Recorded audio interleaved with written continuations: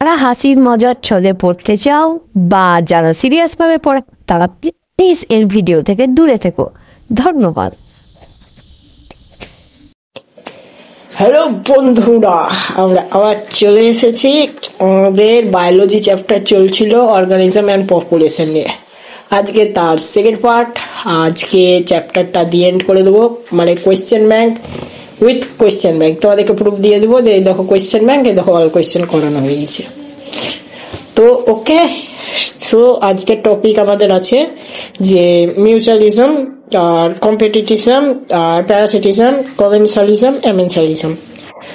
Easy ব্যাপার, মানে এর থেকে সহজ জিনিস বোধহয় ক্লাস 9-10 কেন বলছি 5-6 বাচ্চাদেরকে বোঝালে পেরে যাবে। আর জাস্ট আছে পপুলেশন এজ পিরামিড। আজকের টপিকটা খুবই ছোট, আশা করি ভিডিও খুব একটা বড় হবে না।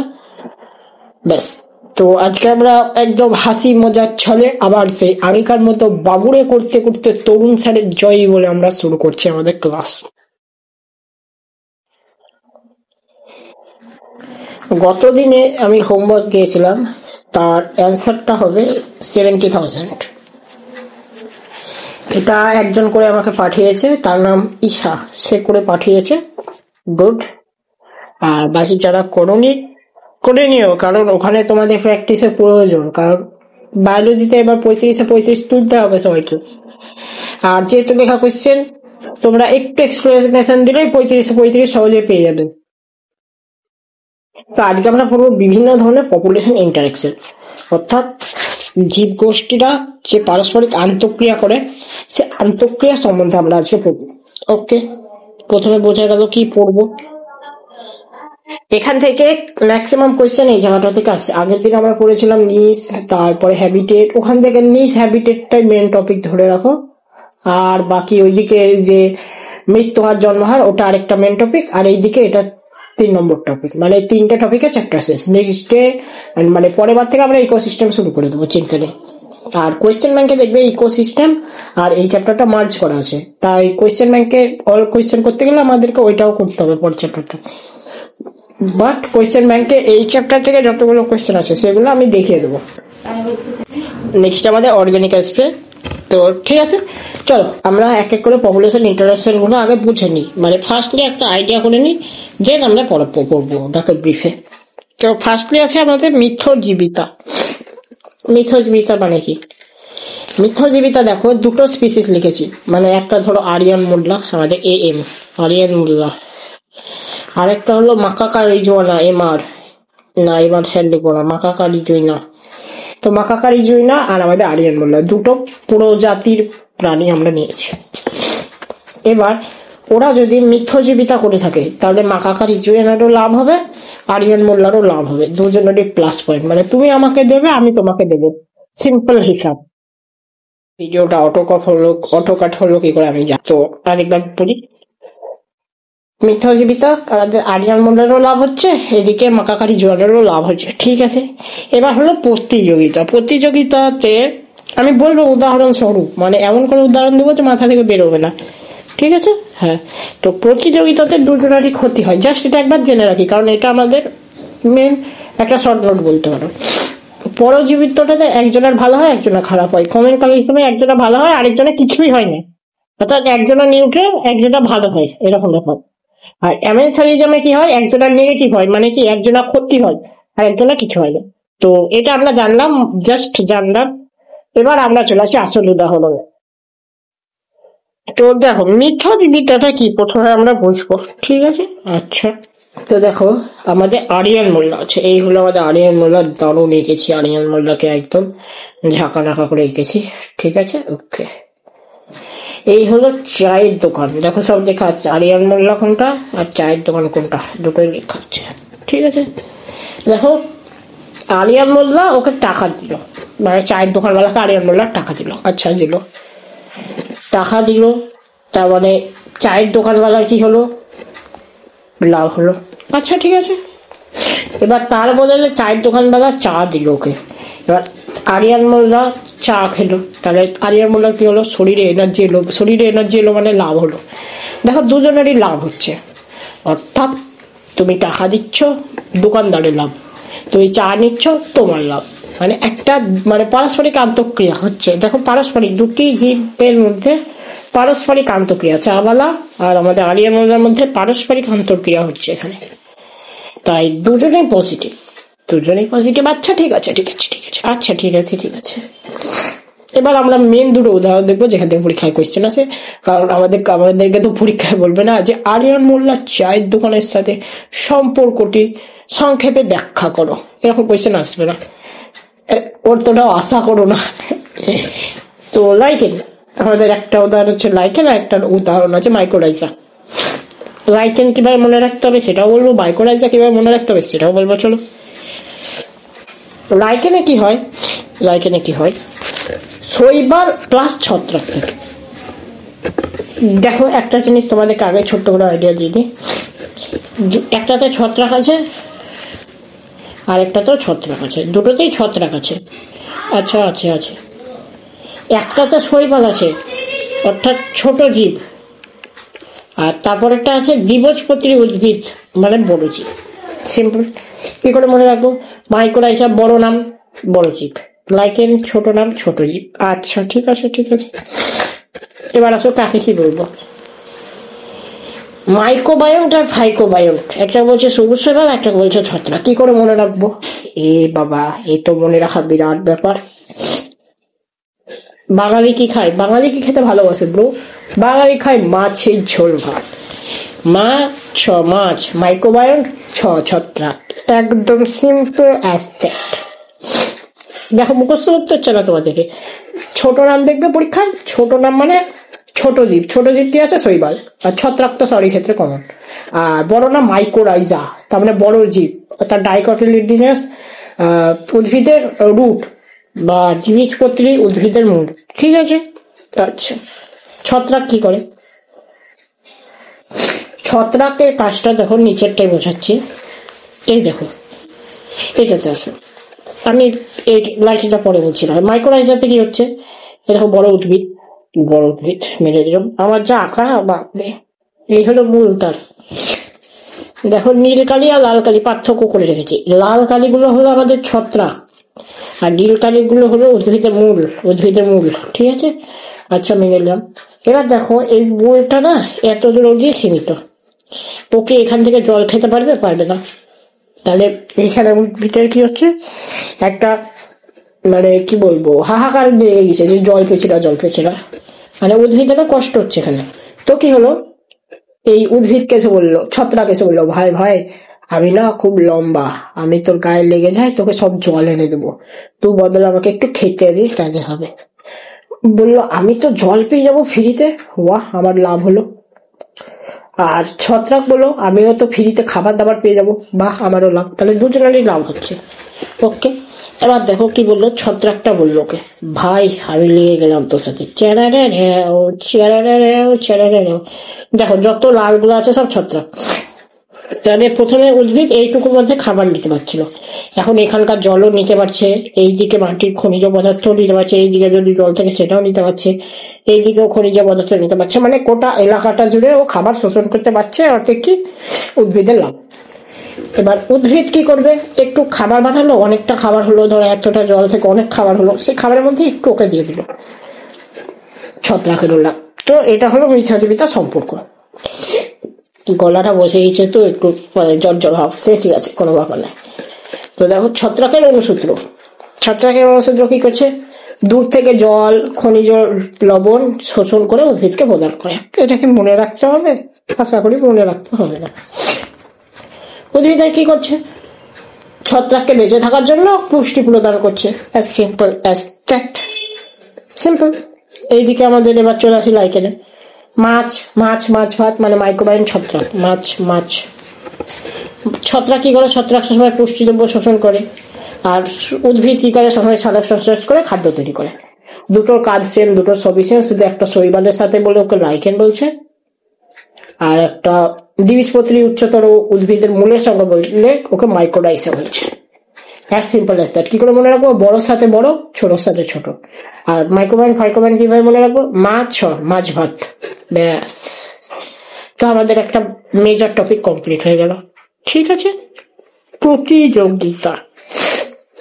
এবার আমরা আসি একটা দারুণ কনসেপ্ট, প্রতিযোগিতাতে দুজনের ক্ষতি কি করে হচ্ছে। আমরা স্কুলে কম্পিট করি, আমাদের তো মানে তোমাদের আপাত দৃষ্টিতে মনে হতে পারে যে একজনের লাভ হয় আর একজনের ক্ষতি হয়, বাট এখানে দুজনেরই ক্ষতি হয়। কিভাবে সেটা আমি বলছি। জল খেয়ে এনার্জি পেয়ে এলাম, এবার চলো শুরু করা যাক আমাদের নেক্সট হবে প্রতিযোগিতা, অর্থাৎ কম্পিটিটিভ এক্সাম। কম্পিটিটিভ এক্সামের আলাদা ব্যাপার, বাট এটা আমরা এমন করে বুঝবো না যে ভুলবোই না একদম, ঠিক আছে। তো চলো দেখো প্রতিযোগিতা কি আছে। প্রতিযোগিতা বলছে দুটি জীব একে অপরের সাথে খাদ্য, বাসস্থান, প্রজনন প্রভৃতির জন্য লড়াই করতে অবতীর্ণ হয়। ঠিক আছে, আমরা এইটুকু মনে রাখবো যে খাদ্য, বাসস্থান, প্রজনন, যেটা আমাদের মানে মনে রাখতে হবে না কাউকে, ক্লাস 12 যারা আছে। দেখো দুটি জীবের ক্ষতি হয়, কিভাবে ক্ষতি হয় আমি বলছি। দেখো এটা হলো দুই টাইপের প্রতিযোগিতা, হলো দুই টাইপের, একটা ইন্টারস্পেসিফিক, এক সেকেন্ড, আর একটা ইন্টারস্পেসিফিক। ঠিক আছে, একটা ইন্ট্রা, একটা ইন্টার। ইন্ট্রা ইন্ট্রা ইন্ট্রা মানে নিজেদের মধ্যে, আর ইন্টার মানে অপরদের মধ্যে। কি করে হচ্ছে দেখো, এক্সাম হল, এটা ধরো এক্সাম হল, দুটো কাল্পনিক মেয়ে নিচ্ছি, এখানে কাউকে ডাইরেক্ট বলা হচ্ছে না, তাই দুটো কাল্পনিক নাম, কেউ কিছু, কারোর যদি এখানে নাম থাকে প্লিজ কেউ কিছু মনে করো না। ওকে সুইটার, ওকে। তো দেখো এখানে হলো রিয়া আর এখানে ঈশা, দুটো মেয়ে নিয়েছি। আচ্ছা আচ্ছা আচ্ছা, নিলাম দুটো মেয়ে নাম। এই দুটো মেয়ে একদমই কাল্পনিক। আমাদের রিয়া চুলটা বড়, ঠিক আছে, ওকে। আর আমাদের ঈশানির হলো চুলে একদম গোলাপ ফুলের মতো লাভ আঁকা। ও কি সুন্দর, দুজনেরই চুল ভালো। আচ্ছা ঠিক আছে, মেনে নিলাম। পরীক্ষার হলে দুজনেই টপার, এ ফার্স্ট হয়, এ সেকেন্ড হয়, আর এ ফার্স্ট হয়। আচ্ছা, আমাদের ঈশানি হয় ফার্স্ট আর রিয়াদি হয় সেকেন্ড। এবার কি পরীক্ষায় হার্ড কোশ্চেন চলে এসছে, বাপরে। আমাদের ফিজিক্সের সেমিস্টার 3-র মতো পেপার চলে এসছে। পরীক্ষায় আছে 4টে কোশ্চেন, তার মধ্যে রিয়া 4টেই জানে, মানে 4টে জানে, কিন্তু 4 নম্বর কোশ্চেনটা অল্প জানে, মানে খুব একটা ভালো জানে না। ঠিক আছে, তার মানে ওর যদি একটা কোশ্চেন 1 নম্বর করে হয়, ও 3 পাওয়ার যোগ্য, 3 থেকে 3.5, কারণ এটা তো অল্প লিখতে পারবে অ্যান্সার, এটা তো অল্প অ্যান্সার লিখতে পারবে, 3.5 পাওয়ার যোগ্য। সেম কেস ঈশার সাথে, সেও 3.5 পাওয়ার যোগ্য। এবার কি হলো, ঈশা ভাবছে 3.5, ঠিক আছে 3.5, আর যদি 4-এ 4 হয়ে যায়, একটু জিজ্ঞেস করি রিয়াকে জিজ্ঞেস করলো অ্যান্সারটা বল না রে, অ্যান্সারটা বল না রে। রিয়া বললো ভুল অ্যান্সার, তাহলে কি হলো, ও 3-এর বেশি আর পেল না। রিয়া ভুল অ্যান্সার বললো, ও 3 পেল, ঠিক আছে। উল্টে রিয়া আবার ঈশাকে জিজ্ঞেস করলো, ঈশা তখন আবার ভুল অ্যান্সার বললো, তাহলে দুজনেই 3 করে পেলো। দেখো দুজনেই পাওয়ার কথা 3.5 করে, কিন্তু পেলো 3 করে, অর্থাৎ দুজনেরই ক্ষতি হলো। বোঝা গেল? আই হোপ সো বোঝা গেল। নেক্সট, ইন্টার মানে কি? ইন্টার মানে কি? ভিন্ন প্রজাতি। এখানে দেখো একই প্রজাতি দুটোই মানুষের মধ্যে, এবার ভিন্ন প্রজাতির ঝগড়া আমরা শুনবো। এই হলো আমাদের রিয়া দিদি, ও চুলটা কি বড়, দেখো কি সুন্দর চুল। এইদিকে হলো আমাদের মাকাকা রিজুইনা, দেখো দারুণ রেখেছি না মাকাকা রিজুইনাকে। আচ্ছা, এবার রিয়া দি ফ্লেক্স করছে, আমার চুল খুব ভালো, হি হি হি। এইদিকে মাকাকা রিজুইনা নিজের ভাষায় বলছে ভাও ভাও মাও মাও, অর্থাৎ আমার চুল বেশি ভালো। দুজনের মধ্যে ঝগড়া লেগে গেল, কারণ আমাদের রিয়া দিদি আগেই ঝগড়া করতে ভালো পটু, তো মাকাকা রিজুইনা আর রিয়া দিদির ঝগড়া লেগে গেল। আচ্ছা, উল্টে কি হলো, মাকাকা রিজুইনা দিল এক কাবড় রিয়াকে, রিয়া দিল এক চড় মাকাকা রিজুইনাকে, দুজনের মধ্যে ধুমধামা, ঢিসকাও ঢিসকাও ঢাস। ফলে কি হলো, ফলে রিয়া দিদির হাতে সেলাই পড়লো, আর এদিকে মাকাকা রিজুইনার মাথায় সেলাই পড়লো, অর্থাৎ দুজনেরই ক্ষতি হলো। কিন্তু এটা ইন্টার, মানে দুটো ভিন্ন প্রজাতি, একটা হলো মাকাকা রিজুইনা স্পিসিস আর একটা হলো হোমো হ্যাবিলিস স্পিসিস। ওকে, সো আমাদের 2 নম্বর কনসেপ্টটা ক্লিয়ার। আচ্ছা, যদি রিপিট করতে একবার পিছনে টেনে দেখলো, এই জায়গাটা রিপিট করলাম না, খুবই ইজি ব্যাপার তো। সো ঠিক আছে, আব চলে আসে শিকার। শিকার কম বেশি সবাই জানে, বলার কিছু নেই, তাও আমরা বলবো শিকার কি জিনিস। শিকার হলো জীব খাদ্যের জন্য অপর একটি জীবের শিকার করে, তাকে হত্যা করে, অর্থাৎ শিকার করে। এখানে তাহলে কি হচ্ছে, একটি জীবের ক্ষতি, অর্থাৎ একটি জীব মারাই যাচ্ছে, অপরদিকে একটি জীবের উপকার, অর্থাৎ ও পেট ভরে খেতে পাচ্ছে। এর ফলে কোনো একটি জীবের অনিয়ন্ত্রিত বৃদ্ধি রোধিত হয়। এবার ব্যাপারটা বুঝি। এই দেখো আমাদের চলে এসছে আমাদের এক্সাম্পল। এই হলো আমাদের বিরিয়ানি খেতে খুব পছন্দ করে। সামনে দিয়ে দিলাম আমরা চিকেন বিরিয়ানি, খুব ফেভারিট জিনিস। তা দেখে ওর মানমে লাড্ডু ফুটা, মানে ওর প্লাস হলো, মানে ওর উপকার হলো। এইদিকে দেখো চিকেন বিরিয়ানি খেতে গিয়ে আমাদের পেয়ারা মাকাকা রিজুইনার ভাই চিকেন রিজুইনা হত্যা হলো। তাহলে হত্যা হলো মানে ওর একটা নেগেটিভ পয়েন্ট এলো। তার মানে কি? তার মানে ওর ক্ষতি হলো। আর একজনের কি হলো? একজনের খুবই লাভ হলো, মনমে লাড্ডু ফুটা, আজকে বিরিয়ানি খাবে, টুস খাও বিরিয়ানি খাও দিদি বিরিয়ানি খাও। তাহলে এখানে বিরিয়ানি খেতে বোঝাও। এবার দেখো এই পয়েন্টে বুঝি যে এর ফলে কোনো জীবের অনিয়ন্ত্রিত বৃদ্ধি রোধিত হয়। কিভাবে? ধরো চিকেন সবাই খাওয়া বন্ধ করে দেবে, পৃথিবীতে সবাই একসাথে চিকেন বন্ধ করে দিল, কি হবে? পৃথিবীতে এত চিকেন বেড়ে যাবে না, মানুষের থেকে চিকেনের প্রজাতি বেশি হবে। কারণ একটা কোথায় পড়েছিলাম, মানুষ যদি 3 দিন চিকেন খাওয়া বন্ধ করে দেয়, তাহলে চিকেনের পরিমাণ মানুষের ডবল হয়ে যাবে। তাহলে ভাবতে পারছো কতটা ব্যাপার আছে। তাই অনিয়ন্ত্রিত বৃদ্ধি রোধ করার জন্য আমাদেরকে চিকেন খেতে হয়। ঠিক আছে, আমি রিয়া দিদির সাপোর্টে আছি, খাও দিদি। ওকে, নাও নেক্সট, পরজীবিত্ব বা প্যারাসিটিজম। আচ্ছা ঠিক আছে, এটা 23 সালে এসছে, 17 সালে এসছে। ইম্পর্টেন্ট কোয়েশ্চেন আছে। ওকে, তো দেখো প্যারাসিটিজমটা কি? দুটো আছে, একটা একটো মানে বাইরে, আর একটা এন্ডো মানে ভেতরে। একটো মানে বাইরে, এন্ডো মানে ভেতরে। ব্যাপারটা বুঝি। এই হলো আমাদের টুম্পা, আরিয়ান মোল্লার বউ। এই হলো আমাদের প্যারাসাইট মানে পরজীবী। এ কি করছে? মনে খুব রাগ হচ্ছে, আজকে ভালো লাগছে না, আমার খুব রাগ হচ্ছে, আজকে বাড়িতে আমাকে খুব বকেছে। হাই, এদিকে আমি বলছি, হাই হলো না, শোনো আসো, তুমি আমাকে কামড়াও। দিয়ে এখানে আমাদের টুম্পা দিদি একদম জোরে একটা কামড় দিল, যেটাকে কি বলে আমরা দেখে রেখেছি। এমন জোরে কামড় দিল, বেচারা হাত থেকে ঝরঝর করে রক্ত পড়তে লাগলো। এদিকে আমাদের সোমনাথ স্যার, মোটা স্যার কষ্ট পাচ্ছে যে আহারে ছেলেটা প্রেমে পাগল হয়ে গেল গো, কি কষ্ট। সবাই একটু শোকতাপ পালন করো গো। ছেলেটা হাত দিয়ে রক্ত বেরিয়ে গেল, 4টে সেলাই করলো। ফলে কি হলো? আরিয়ান মোল্লা কষ্ট পেল। এটা কষ্ট ভেবো না, কষ্ট, ক মধ্যাহ্নশয়টায় কষ্টকে আমি কষ্ট লিখি। আচ্ছা, কষ্ট পেল অর্থাৎ নেগেটিভ, ক্ষতি হলো। আর এইদিকে আমাদের টুম্পার কি হলো? বাহ, আমি কামড়ালাম, শান্তি, দেবে রাগ শান্ত হয়ে গেল। তাহলে ওর কি হলো? প্লাস হলো। এইসব প্যারাসাইট রাখা না ভালো, যেমন প্যারাসাইট পশু না রাখা অনেক ভালো। তো বন্ধুরা, কাইন্ডলি দূরে থাকো ড্রিঙ্ক, স্মোক আর লাভ থেকে। Thank you. না, থ্যাংক ইউ হয়নি আজকে, এখনো ভিডিও এন্ড হবে না। এই কোয়েশ্চেনটা এসছে, দেখবে যে এন্ডোপ্যারাসাইট অভ্যন্তরে অবস্থান করে। বলবে যে পরজীবিত্বর ক্ষেত্রে জীবের অভিযোজন কিভাবে হয়, উদাহরণ দাও। একটা উদাহরণ, কৃমি। কিভাবে? কৃমি অভিযোজন হয়েছে যে শক্ত চোষক আর হুঁক, এটাকে চোষক আর হুঁক বোঝা যাচ্ছে না গো, এটা হয়ে হচ্ছে হুক, মানে মুখে যে হুকটা থাকে না, এইভাবে মুখে একটা আটকানোর জন্য, যেটা ধরো কিডনি, তার মুখে এখানে দেখো আটকানোর জন্য একটা জিনিস আছে। আর শক্ত চোষক দাঁত, মানে এইভাবে দাঁত আছে বড় বড়। এবার ক্লিয়ার টু ইউ? এটা এসছে 17 সালে এক্সাম্পলটা, তাই এটা আসার চান্স ভালো। এটা অনেকগুলো কোয়েশ্চেন ব্যাংক আমি দেখছিলাম, মডেল সেটে দেখছিলাম এই কোয়েশ্চেনটা, তাই এটা অ্যাড করলাম। জীবদেহের অভ্যন্তরে অবস্থান করে এন্ডোপ্যারাসাইট। আর একটোপ্যারাসাইটের আসল উদাহরণ কি? না, টুম্পা না। আসল উদাহরণ আমাদের কোন? দেখবে মাথা রক্ত খায়, বা যোগ কি করে? মানুষের গায়ে লেগে যায়, দিয়ে কি করে? রক্ত চুষে খায়। সে টুম্পা বৌদিরও একই কাজ, আমাদের রক্ত চুষে খায়, আমাদের আরিয়ান মোল্লার।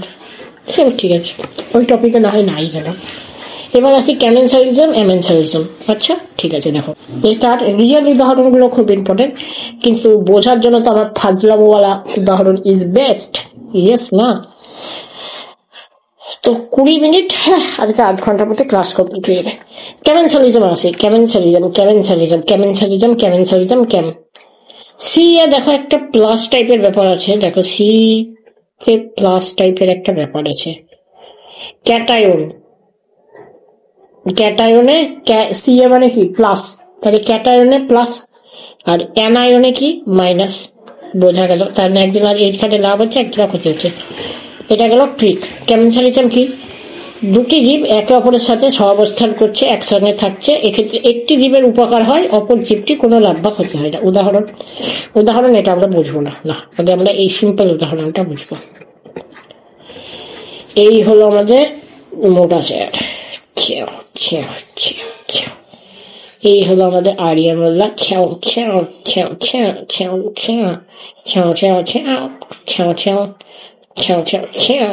এই হলো আমাদের আরিয়ান মোল্লা। আর এই হলো আমাদের নিউ আরিয়ান মোল্লার ক্লাস। কি নাম দেওয়া যায়? নাম দেওয়া যায় কি নাম দেওয়া যায় ভাবা যাক। কি নাম দেওয়া যায় বলো তো? একটা র্যান্ডম নাম, অর্পিতা। ঠিক আছে, এর নাম র্যান্ডম নাম অর্পিতা। এই কেউ কিন্তু ভুল ভেবো না, এটা র্যান্ডম নাম অর্পিতা। আব কি হয়েছে? আব আরিয়ান মোল্লা অর্পিতার ক্রাশ পড়ে গেছে। হাকো। এবার আরিয়ান মোল্লা কিন্তু ডাইরেক্ট বলতে পারছে না যে আমি তোমাকে ভালোবাসি। কষ্ট বুকের বাঁ দিকটা চিনচিন করে গেল, আরিয়ান মোল্লার বুকের বাঁ দিকটা ভেঙে গেল। এই সময় আমাদের মোটা স্যার ঘুরে বেড়াচ্ছিল। হায় কেমন আছো আরিয়ান মোল্লা বললো ভালো নেই স্যার, আমার না মনের বাঁ দিকে খুব ব্যথা। বলছে হার্ট অ্যাটাক কবে হলো? স্যার না হার্ট অ্যাটাক হয়নি, আমার না একটু প্রেম জেগেছে মনে। তো হ্যাঁ আমাকে বলোনি কেন? আমাকে একটা চিকেন বিরিয়ানি দিও পরে, ঠিক আছে আমি বলে দেবো। আব কি করলো? আমাদের তরুণ স্যার গেল, সে বললো হ্যাঁ আরিয়ান মোল্লাকে একটু ভালোবাস। আরিয়ান মোল্লা মেলা টাকা, আরিয়ান মোল্লা হলো আমাদের সোমস ক্লাসরুমের ম্যানেজার। তো মেয়েটা বললো ঠিক আছে, আমার তো আরিয়ান মোল্লাকে ভালো লাগে। এবার দুজনের মধ্যে রিলেশন হয়ে গেল। এবার আমাদের মোটা স্যার গেল আরিয়ান মোল্লার কাছে, হ্যাঁ আমার বিরিয়ানিটা কোথায়? আরিয়ান মোল্লা হ্যাঁ বিরিয়ানি নেই, যাও কাউকে এখন মনে প্রাণ নিয়েছে, যাও প্রেম করতে যাও। এই সময় মোটা স্যারের দিল গেলে গেল ভেঙে। এখন দেখো মোটা স্যারের লাভ বা ক্ষতি কিছুই হলো না, অর্থাৎ মোটা স্যার নিউট্রাল মানুষ। ভেবেছিল প্রথমে লাভ হবে যে আমি বিরিয়ানি পাবো, কিন্তু পেলো না, অর্থাৎ লাভ বা ক্ষতি কিছু হলো না। এদিকে আরিয়ান মোল্লা লাভ হয়ে গেল, লাভ LOV হলো আর লয়াকার ভ হলো, দুটোই হয়ে গেল। তো এই গেল আমাদের উদাহরণ। আই থিঙ্ক ক্লিয়ার হয়ে গেছে উদাহরণ। অ্যাক্টিংটা কেমন ছিল জানিও কমেন্ট সেকশনে। রিয়েল লাইফ উদাহরণ কি? আমার ছবি তো একটু বেশি ভালো, তো বুঝে নিও। হ্যাঁ দেখো এই হলো আমাদের হাঙর মাছ, আর এইখানে থাকে সে দেখবে আমার ক্লাস 11-এ পড়েছিলাম না কি একটা মাছ, সেই কোন শ্রেণী সেটাও বলে গেছি। নন কোঅর্ডিনেটে বোধহয় ছিল, না কোঅর্ডিনেটে ছিল, নোটো কর্ড ছিল, এরকম কিছু একটা আছে, ভুলে গেছি, বহুত দিন পড়ে নাই তো। এই মাছটার নাম হলো একাইনিস। পরীক্ষায় কোয়েশ্চেন এসেছে যে একাইনিস কি বলে, একাইনিসের কাজ কি? একাইনিস হলো একটা চোষক মাছ।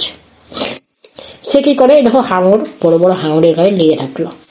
এখন হাঙরটা শিকার করলো, ধরো একটা এই বড় মাছ খেয়ে ফেললো। এবার ওর যে হাড় গুঁড়ো থাকলো না, অর্থাৎ মাছের যে উচ্ছিষ্ট অংশ, মানে একটু ব্লাড সেল বা একটু রক্ত বা একটু চামড়া, ওই জিনিসটা গিয়ে খেয়ে নিল।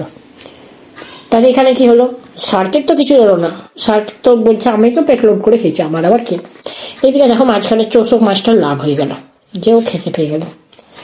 তো একাইনিস নামক চোষক মাছ বৃহদাকার হাঙরের সাথে চোষকের দ্বারা যুক্ত থাকে ও হাঙরের শিকারের উচ্ছিষ্ট গ্রহণ করে। Am I clear to you? I think I am clear. তো এই গেল আমাদের ক্যামেনসালিজম। নেক্সট হলো আমাদের অ্যামেনসালিজম। অ্যামেনসালিজম কি? একজনের ক্ষতি, মানে এ ফর অ্যানায়ন, দেখো অ্যানায়ন, অ্যামেনসালিজম অ্যানায়ন মানে নেগেটিভ, ঠিক আছে বোঝা গেল। একজনের ক্ষতি, অপর জীবন লাভ বা ক্ষতি কিছুই না। সেটাতে সেরকম উদাহরণ পাইনি, রিয়েল লাইফ উদাহরণে আসে যে এটা ধরো একটা ব্যাকটেরিয়াল প্লেট, এই কালোটা হলো একটা ব্যাকটেরিয়াল প্লেট কোটাটা, মানে এখানে অনেক ব্যাকটেরিয়া আছে। এখানে পেনিসিলিয়াম ছত্রাক দিয়ে দিলাম, কলোনি 1 ফোঁটা দিয়ে দিলাম, এই দেখো কতগুলো ছত্রাক। এবার কি হয় জানো, যেমন আমাদের শরীর থেকে ঘাম ঝরে, সেরকম এই পেনিসিলিয়ামের গা থেকে ঘামের মতো কিছু একটা ঝরে, সেটাকে বলে পেনিসিলিন। এবার সেই ঘামের মতো ঝরছে, এই ঘামের মতো জিনিসটা কি করে, যত ব্যাকটেরিয়া আছে তাদেরকে মেরে ফেলে। তাহলে দেখো কি হচ্ছে, এই পেনিসিলিনের লাভ বা ক্ষতি কিচ্ছু হচ্ছে না, ও নর্মালি যা বেরোনো বেড়াচ্ছে, মানে ঘাম বেরিয়ে যাচ্ছে। বাট বাট বাট ব্যাকটেরিয়া মারা যাচ্ছে, অর্থাৎ বিরাট বড় ক্ষতি হচ্ছে। And this is the example যে পেনিসিলিয়াম নামক ছত্রাক পেনিসিলিন নামক অ্যান্টিবায়োটিক ক্ষরণ করে, যার ফলে ব্যাকটেরিয়া মারা যায়। As simple as that. Just হয়ে গেল বায়োলজি। জাস্ট একবার ভিডিও দেখবে, তোমাদেরকে আর পড়তে হবে না। আর চলে আসি পপুলেশন এজ পিরামিড। এটা আমাদের রিসেন্ট মডেল কোয়েশ্চেন পেপার, মানে 25-এর MQP মডেল কোয়েশ্চেন পেপার এসছে। ওকে, তাহলে এটা খুব ইম্পর্টেন্ট কোয়েশ্চেন। না, তিনটে ছবি দিয়ে দিয়েছে। কোয়েশ্চেনটা আমি কোয়েশ্চেন ব্যাংকে থাকলে দিয়ে দেবো। 3টে ছবি দিয়ে দিয়েছে, যে বলেছে 3টেকে ব্যাখ্যা করো। 5 নম্বর কোয়েশ্চেন। ব্যাখ্যা কিভাবে? প্রথমে এটা ধরো এ নম্বর ছবি, এ নম্বর ছবিটা আঁকবে, এই ছবিটা আঁকবে, যে বলবে এটা হলো প্রজননোত্তর বয়স, অর্থাৎ 46 থেকে আমৃত্যু পর্যন্ত এটা হলো প্রজননক্ষম, মানে যে প্রজনন করতে পারে 13 থেকে 45। প্রাক প্রজনন মানে যখন প্রজনন কেবল মানে শুরু হওয়ার আগের অবস্থা অব্দি, তখন 0 থেকে 12। আচ্ছা ঠিক আছে, দেখো আব কি হচ্ছে এখানে, দেখো প্রাক প্রজনন অনেক বেশি অনেক বেশি অনেক বেশি, ঠিক আছে। তারপরে প্রজননক্ষম বয়স অনেক কম, তার থেকে বুড়োরা কম। তারপরে দেখো ছোট ছেলের সংখ্যা অনেক মেলা, তার মানে পপুলেশন বেশি। আর বুড়োদের সংখ্যা কম, মানে পপুলেশন মানে বেশি। দেখো হিসাব মতো বেশি হচ্ছে পপুলেশন, অর্থাৎ পৃথিবীতে মরার সংখ্যা কম আর বাঁচার সংখ্যা বেশি। তাহলে কি হচ্ছে, পপুলেশন মোট জীবের সংখ্যা ক্রমশ বৃদ্ধি পাচ্ছে। উদাহরণ ভারতের লোকে রিপ্রোডাকশন করতে আলাদা লেভেলেই ভালোবাসে। So that's why hour India is a কি প্রশস্ত ভূমিযুক্ত পিরামিড। ওকে, নেক্সট হলো ঘণ্টাকৃতি পিরামিড, মানে ঘন্টার মতো দেখতে, দেখো ঘন্টার মতো। এক্ষেত্রে দেখো আমি এক কাজ করে নিয়েছি, এতবার লিখবো বারবার থেকে, ওর থেকে আমি যারা বুড়োদেরকে X ধরে নিয়েছি, যুবকদেরকে Y ধরে নিয়েছি, আর যারা ছোট ছেলে তাদেরকে Z ধরে নিয়েছি, মানে জেনজি, এক কথায় জেন Y জেন X ওইভাবে হলো। তো এবার জেনজি, দেখো জেনজি আর জেন Y একসাথে, মানে প্রাক প্রজননক্ষম ও প্রজননক্ষম বয়স সমান হওয়ায় পপুলেশন খুব স্টেবল হয়, মানে যারাই ছোট তারাই বাড়ছে, অর্থাৎ ছোটদের মৃত্যু হচ্ছে না, শুধু বুড়োরাই মৃত্যু হচ্ছে। তাহলে এক্ষেত্রে পপুলেশন খুবই স্টেবল। যেমন এরা বড় বড় মানে যে অ্যাডভান্স যে দেশগুলো, লাইক মার্কিন যুক্তরাষ্ট্র, ইউনাইটেড কিংডম হলো, আর USA, এই সবগুলো, ঠিক আছে, বাইরেকার দেশে।